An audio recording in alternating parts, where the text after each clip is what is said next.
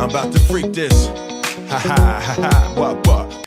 Welcome back, you guys. Thank you again for joining me. My name is Swardik Mayanja, and this is the Mayanja Accredited News Network. You guys can call me Q. Today I want to talk to you guys about White Privilege 2, Macklemore's new track that he dropped either New Year's or a little bit after. That's when I heard it. Maybe I was late, but that's when I heard it.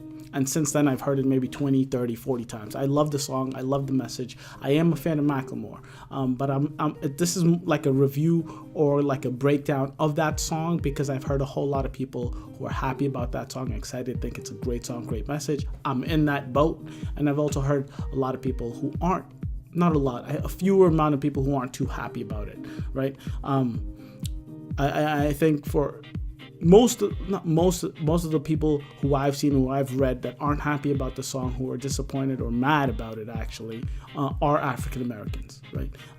For legitimate reasoning, but I think it's a misunderstanding of what the song was meant to be, who the song was meant for.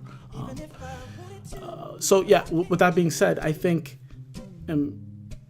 the song was meant just like Beyonce's Formation song that she just dropped. When I hear the song, when I watch the video, I see an African American pop star, an idol, who is talking to her base, who are mostly African Americans, and she's talking to African Americans, telling them, love yourself. And she's telling us about how she loves herself and how she loves the African American culture, how she loves her daughter with the afro, how she loves her husband with the old Michael Jackson nose, how she likes Red Lobster. And furthermore, she then says we need to get into formation and we need to stand up for our rights and we need to stop the systemic racism. So she's talking to her people, and that's the way I hear the song. And that's the way what I interpreted it when I watched the video. And I think White Privilege 2 is the same thing but flipped. It's Macklemore, a white rapper, talking to his base, his audience, his fans, who are mostly white people.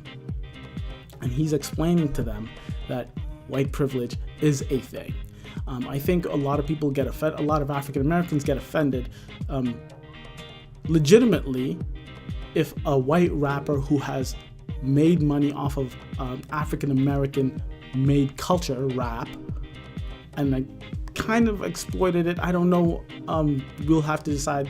You would have to decide if he's exploited it or not. But he's made money off of a mostly African American thing. When you mention Macklemore, everyone thinks of the Grammys when he won over Kendrick. So there's obvious white privilege there, and people were offended or upset at the fact that Macklemore is talking about other people and explaining white privilege to black people. And I really don't think he's explaining it to black people. I think he's specifically talking to white people. And so if you just look at it that way, maybe you will be a little less upset. One of the lines in the song that got people really mad is when he said, "The culture was never yours to make better. You're Miley, you're Elvis, you're Iggy Azalea," right? So a lot of people saw this as him dissing those three people. But if you watch a few of his interviews, I think one of them on Sway in the Morning, I'll put a link below. He explains that when he's saying you are Miley, you are Elvis, you are Iggy, he is talking to himself. He's talking about himself. This is him going through a conversation in his head saying, I have done these things. I am exploiting the culture. I am doing something I love, which is rap, but I get benefits out of it that other black people don't, right?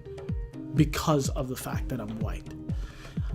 So that's one of the lines that people get really upset of, but you have to understand that he's talking to himself. So he's not saying those people are horrible. He's saying those people are doing exactly what I'm doing. And it can be seen as horrible. It can also be seen as I'm doing something I love and I get better treatment for it. I don't know what to do with that situation, right? And then a line that I like, or a verse that I love, my favorite verse of the song, is when he says, white supremacy protects the privilege I hold. White supremacy is the soil, the foundation, the cement, and the flag that flies outside my home. White supremacy is our country's lineage, designed for us to be indifferent. My success is the product of the same system that let off Darren Wilson guilty.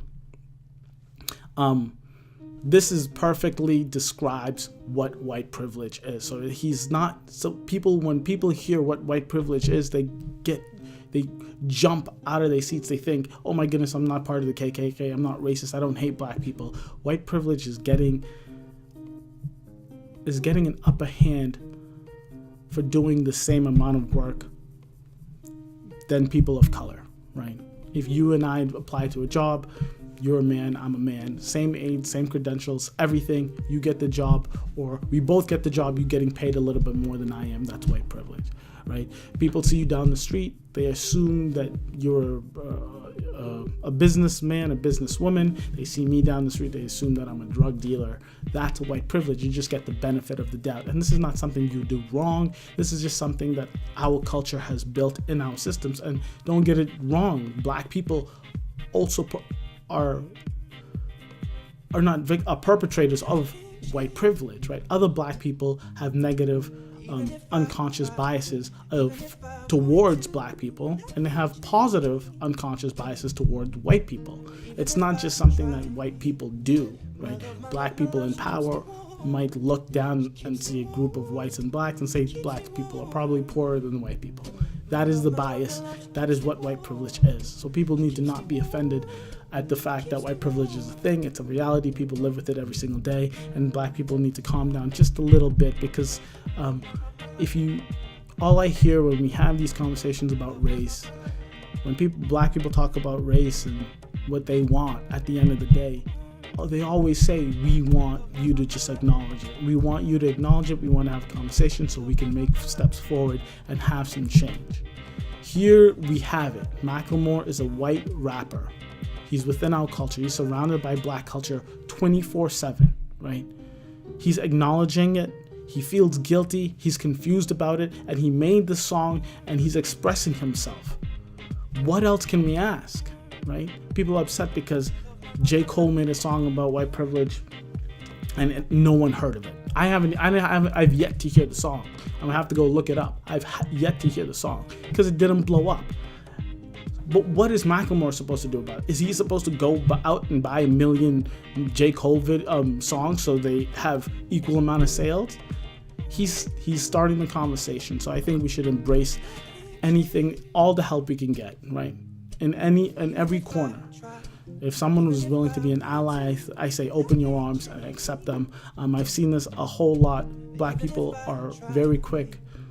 I don't want to generalize, but I've seen that a whole lot of African American people are just quick to jump and say, oh, you're not doing this because you actually care, but you're doing this so people can see you doing whatever this is, like helping out in the rally. You don't really care. But we need to embrace all the help we can get from everyone: gays, lesbians, white, blacks, Asians, Latinos, everybody. We should all come together. I think that would be the end goal. Tell me if you like the song. Send me some comments. What else you want me to review, talk about. Thank you again for joining. Follow me on Twitter, Facebook. I'll put the links below. Thank you.